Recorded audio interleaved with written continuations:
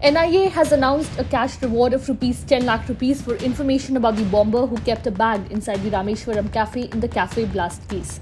NIA announces cash reward of rupees 10 lakh rupees for information about the bomber in Rameshwaram cafe blast case of Bangalore.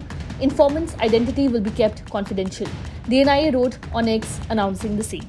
This comes a couple of days after the National Investigation Agency took over the Rameshwaram cafe blast case.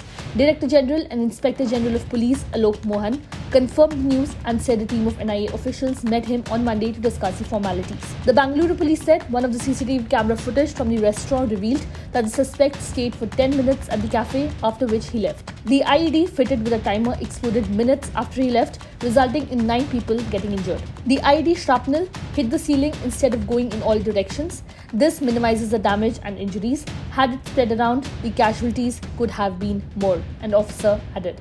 The Bangalore City Police, who analysed CCTV footage from hundreds of cameras, have said that the suspect may have boarded multiple buses and taken a circuitous route to reach the restaurant to plant the bomb. The police are probing the networks of at least 4 terror suspects from Karnataka who have given security agencies the slip and are still at large in connection with the blast.